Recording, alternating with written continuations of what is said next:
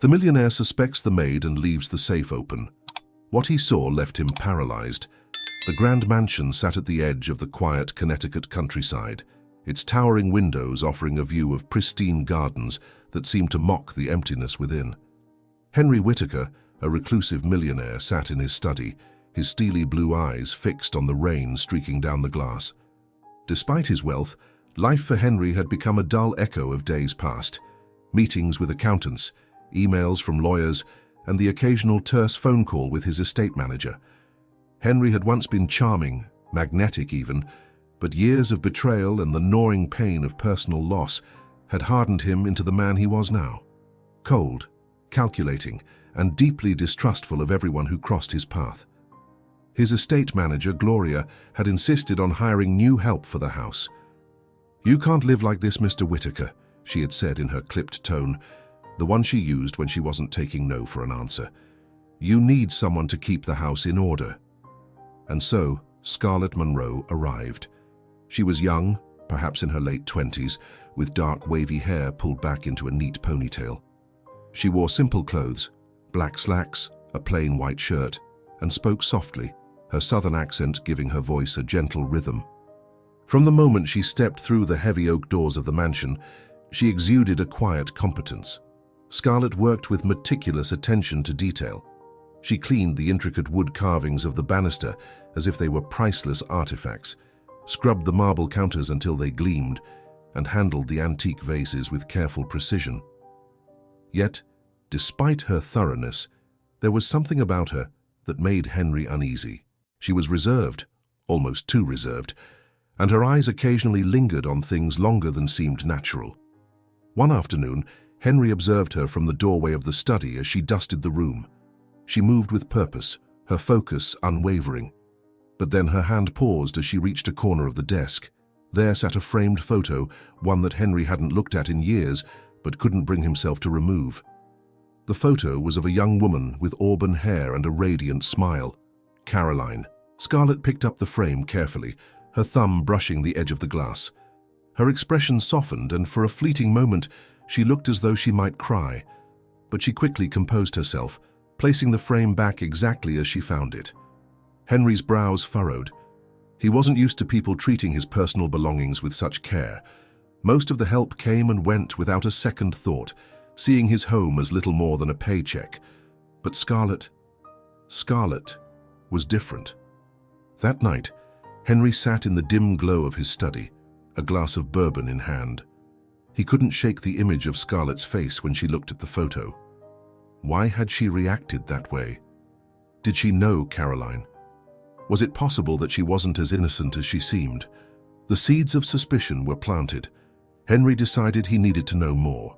His mind, sharp despite his years of isolation, quickly devised a plan. The next day, he unlocked the safe in the study, leaving it slightly ajar with several stacks of crisp $100 bills deliberately exposed. He then contacted a security company to install hidden cameras in key rooms of the mansion, including the study. He would watch her. If Scarlett was as honest as she appeared, there would be nothing to see. But if she wasn't, well, Henry Whittaker wasn't a man who took betrayal lightly. As he leaned back in his chair, staring into the shadows of the room, Henry felt a rare flicker of anticipation. Scarlett Monroe was a mystery, and he was determined to solve it.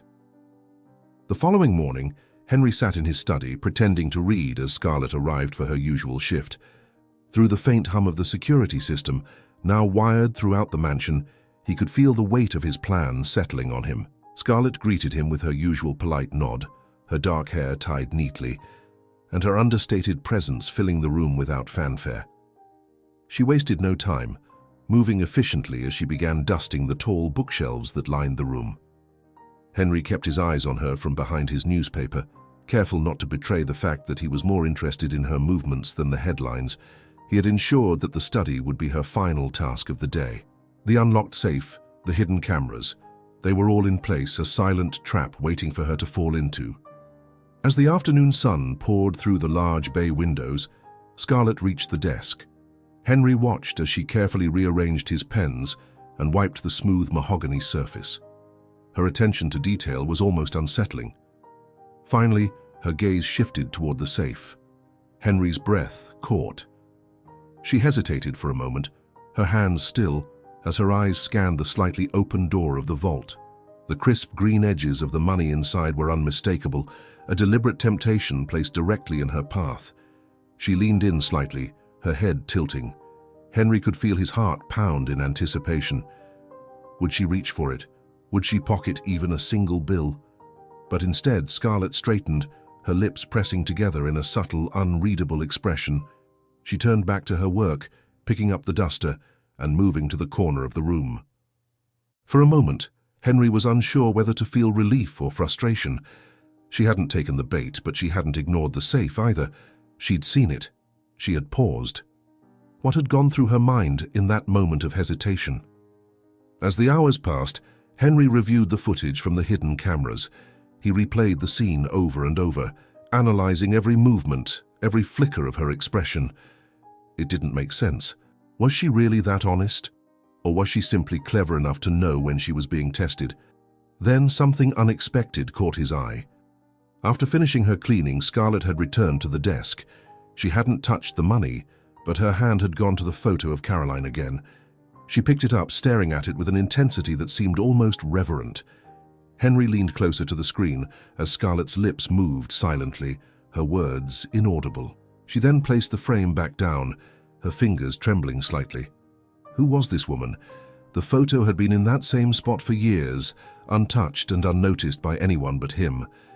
Yet Scarlett had treated it like a sacred object, her reaction far too personal to be dismissed as mere curiosity. Henry couldn't let it go. He spent the night combing through her background, using every resource at his disposal. The agency had provided only the basics. Scarlett Monroe, originally from Georgia. A clean record, no family listed on her employment file. But that was it. There was nothing in her past that connected her to him or Caroline, but her reaction to the photo told a different story. By the next morning, Henry's suspicion had turned into obsession. He confronted Scarlett in the kitchen as she brewed a fresh pot of coffee. "Miss Monroe," he began, his voice cold but composed. "May I ask you something?" Scarlett turned, her expression calm but guarded. "Of course, Mr. Whitaker." "That photograph in the study," he said, keeping his tone casual. "You seem unusually interested in it. Why?" For a split second, her face betrayed her. There was a flicker of something, recognition, fear, maybe even sadness. Then she composed herself, her hands clasping the edge of the counter. "I'm sorry if I overstepped," she said, her voice steady. "The woman in the photo, she reminded me of someone." "Who?" Henry pressed, his piercing gaze locking onto hers. Scarlett hesitated. "Someone from my mother's past," she said finally. "Her name was Caroline. She used to talk about her." Henry froze, his blood turning cold. Caroline. He could barely speak as the memories flooded back, her laughter, her fiery spirit, and the pain of losing her when his family had torn them apart. Scarlett shifted uncomfortably under his gaze. "Is that her name, Caroline?" Henry nodded slowly, his mind spinning. "It is, Caroline Matthews. She was someone I cared about a long time ago." Scarlett's lips parted slightly as though she wanted to say something but thought better of it. Instead, she gave him a small, tight smile and turned back to the coffee pot. But Henry wasn't done. He had seen the truth in her eyes, a truth she hadn't yet spoken. And for the first time in years, Henry Whitaker felt something stir in the hollow space where his heart used to be. Henry couldn't shake the feeling that there was more to Scarlett's connection to Caroline than she had let on. The pieces didn't add up. Her age, her demeanor, her reaction to the photograph. Each clue pointed to a truth that hovered just out of reach. Over the following days, he observed Scarlett more closely, not through the lenses of hidden cameras, but in the way she carried herself in the house. Her meticulous attention to detail, her quiet demeanor, and the occasional wistful glances toward the study all added to the growing puzzle. One evening, as the sun dipped behind the hills, casting a golden hue over the mansion's sprawling grounds, Henry decided he couldn't wait any longer. He called Scarlett into the study. She entered cautiously, her eyes scanning his face as if trying to gauge his mood. "You asked about Caroline the other day," Henry began, standing by the window, his voice carefully measured. "Why?" Scarlett hesitated, her hands clasped in front of her. I told you. My mother used to talk about her. She said Caroline was important to someone she knew. Henry's chest tightened. Someone she knew, he echoed, his voice lowering. Scarlett nodded. My mother's name is Caroline, Mr. Whittaker. She mentioned your name when I was younger. The weight of her words hit him like a thunderclap.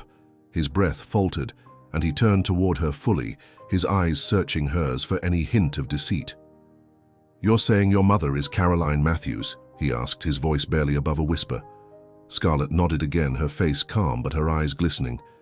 Yes, she always spoke of you, but she never explained why you weren't part of our lives. When I found this job and saw your name, I wasn't sure if it was the same Henry, but when I saw the photo, I knew. The room fell into a heavy silence.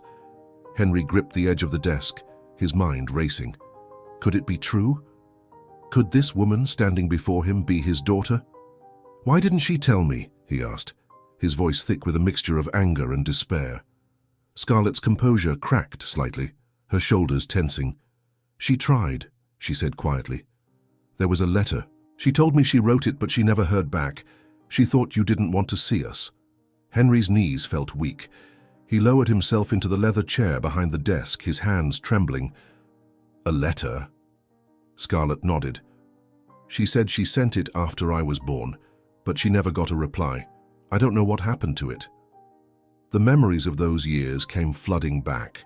His family's interference, their relentless disapproval of Caroline, and the cruel measures they took to separate them. A sudden realization struck him. My family, he muttered bitterly. They must have intercepted it. Scarlett looked at him, her face softening. She never blamed you, she said. She always said you didn't know, but it was hard for her. She raised me on her own, working long hours to keep us afloat. The image of Caroline struggling alone, raising a child, their child, while he lived in the comfort of his wealth, was almost too much to bear. Why didn't she try again? He asked, his voice cracking. Scarlett hesitated. She said she didn't want to force her way into your life if you didn't want us. She thought it was better to leave the past behind. Henry closed his eyes, the weight of his mistakes pressing down on him. All the years he had spent consumed by bitterness and mistrust, never knowing that the family he had lost was out there, struggling without him. Why are you here now? He asked finally, his voice soft. Scarlett hesitated, then took a deep breath. I wanted to understand.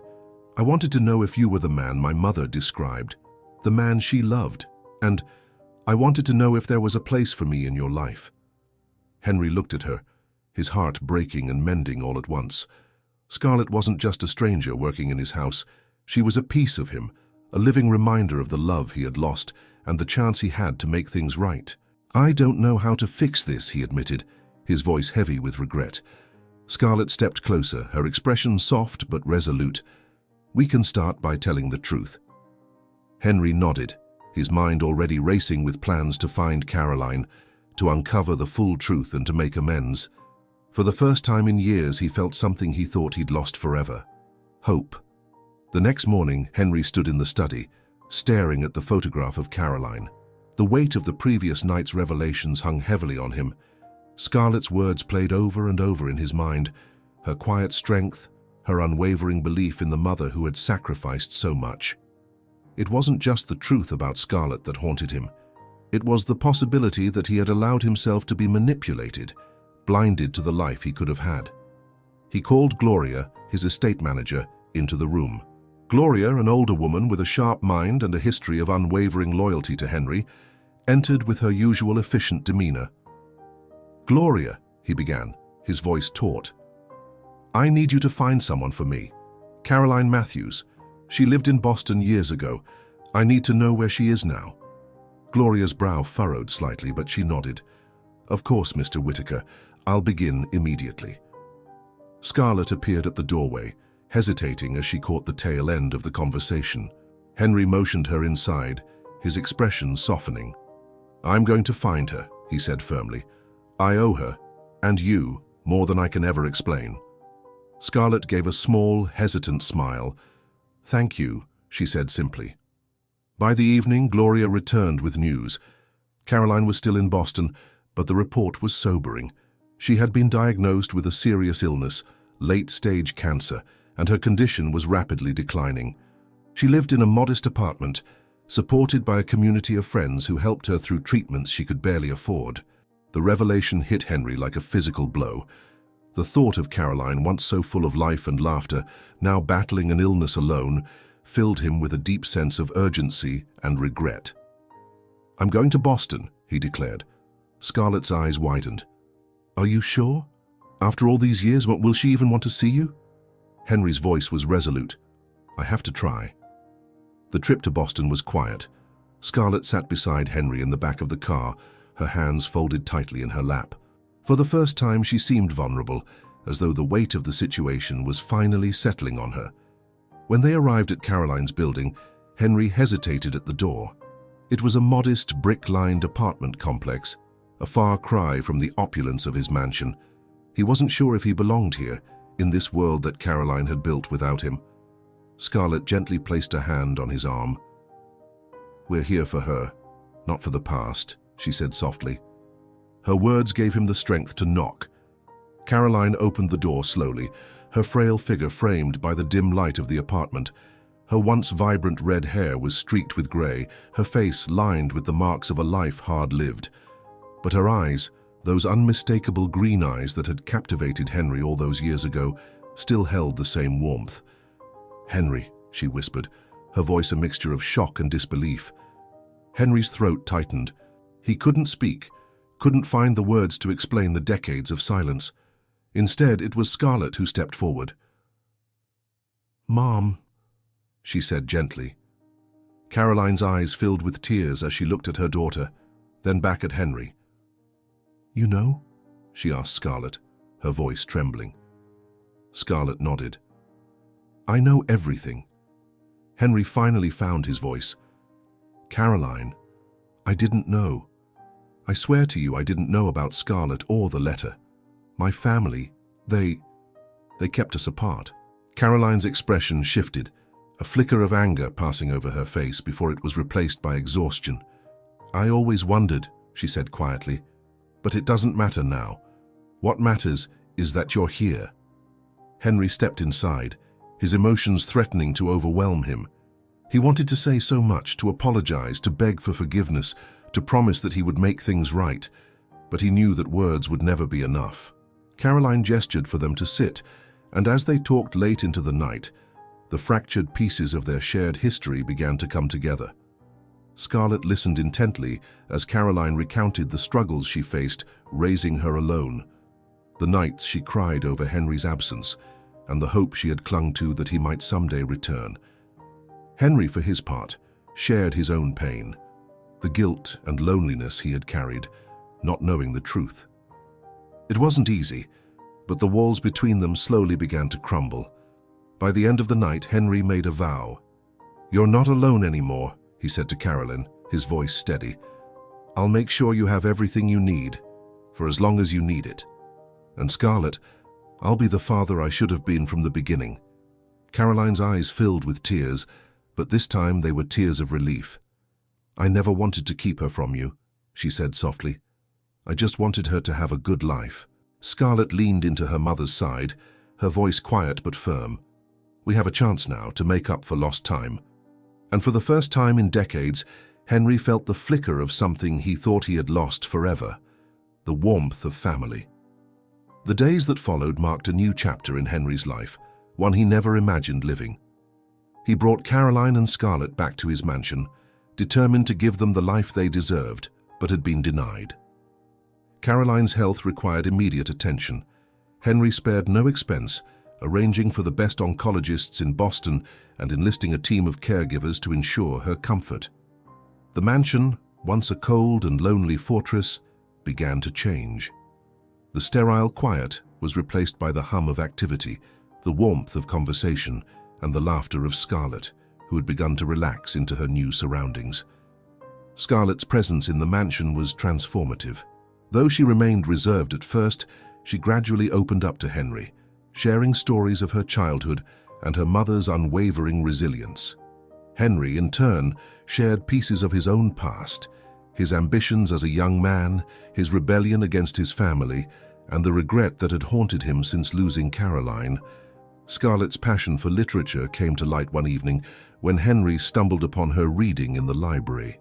Books were stacked around her, and she looked up, startled by his presence. "You like reading?" he asked, genuinely curious. Scarlett nodded. "Mom always said books were the one thing we could afford that made us rich." Henry smiled faintly, recognizing a wisdom in her words. "What do you want to do with that passion?" Scarlett hesitated, then admitted, "I always dreamed of studying literature, maybe teaching someday, but it's expensive." Henry's voice was firm. "That's not something you need to worry about anymore. You'll go to the best school and I'll make sure you have everything you need." Scarlett's eyes widened, a mix of gratitude and disbelief. "I don't know what to say." "Say you'll make the most of it," Henry replied. Caroline, though weak, found comfort in the stability Henry provided.